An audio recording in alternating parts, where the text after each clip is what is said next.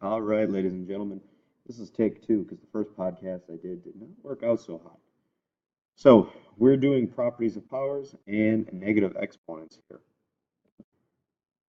So to start off, this is something you did have in algebra, and this is going to go relatively quick. So if you need extra practice, please take a look at some of the other linked podcasts from Khan Academy or other websites that may be beneficial to you. So to start off, we are doing product of powers. You do not need to know the names of these, but you do need to know how to use them. So product of powers is simply called that because you're multiplying two quantities together.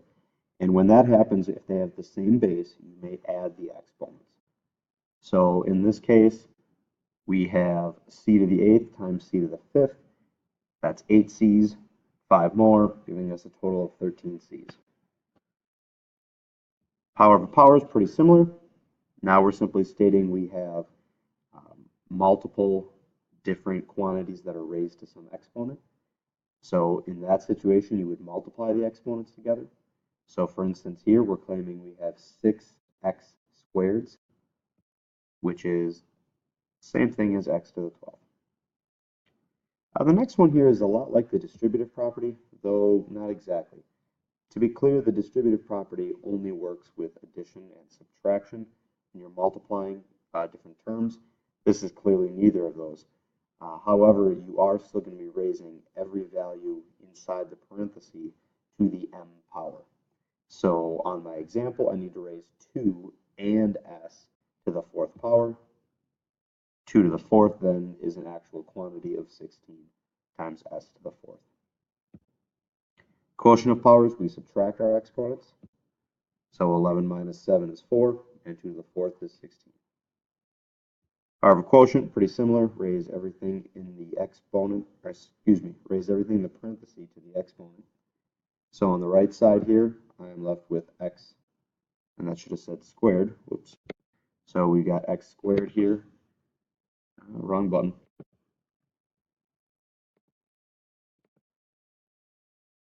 Over 9. That's what happens when you try to draw with the mouse pad. Zero exponent, anything to the 0 power is just 1.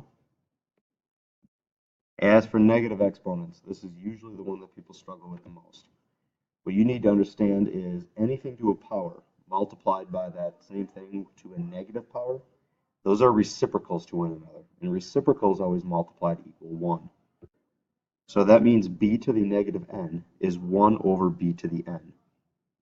So here, 4 to the negative 2nd is 1 over 4 squared, or 1 over 16.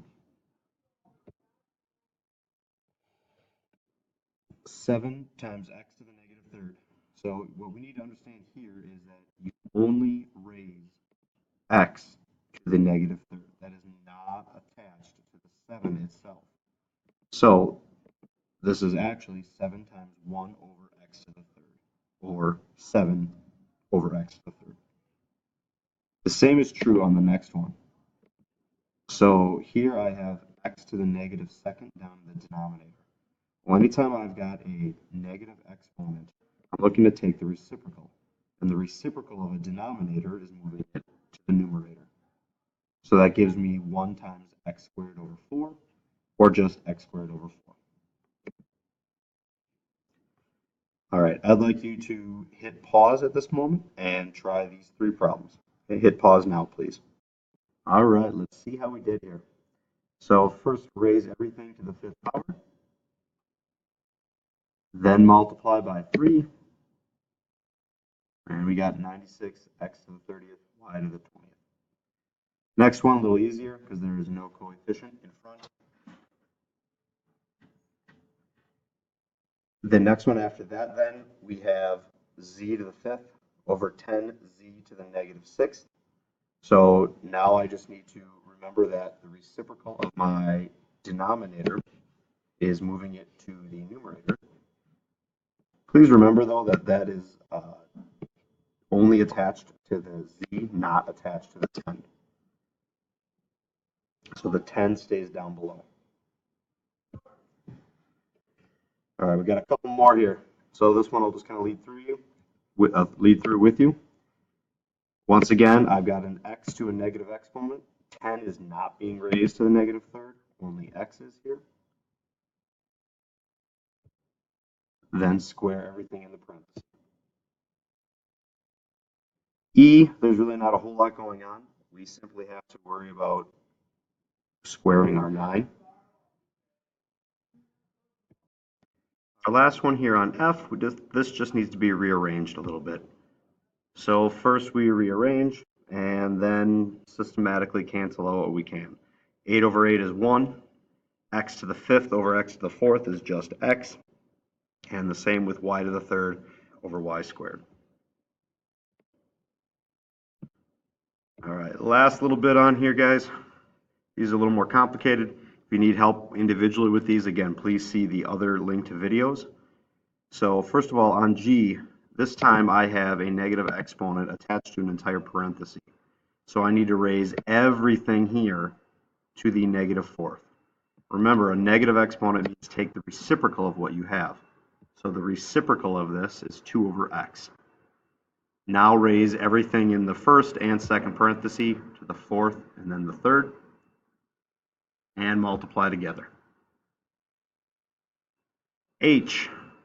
I know it's real tempting to take negative 9 to the 3rd and 9 squared down below. In this case, though, those are the same bases. So instead of getting 729 and 81, we're going to keep this as 9 to the 3rd and 9 squared. That way we can utilize exponent properties. 9 to the 3rd over 9 squared is just 9 to the 1st. Z to the 15th over z to the 11th is z to the 4th. And negative 1 times anything is just negative that value. Finally here for I, I'm going to take the reciprocal of both my numerator 10 and my denominator 10. They're both raised to a negative exponent. When that happens, you just literally switch places with them and make them a positive exponent. Now 6 divided by 0.5 is 12. 10 squared over 10 to the 5th puts 10 to the 3rd on the bottom. That's 12 over 1,000, which reduces to 3 over 250. All right, folks, again, if you need more practice than that, if you're not sure about your algebra exponent properties, please see the linked Khan Academy videos. Otherwise, have yourself a wonderful break. Your homework is page 2 from this lesson. We will be coming back after break and focusing on some practice problems from this and moving forward. Enjoy your break.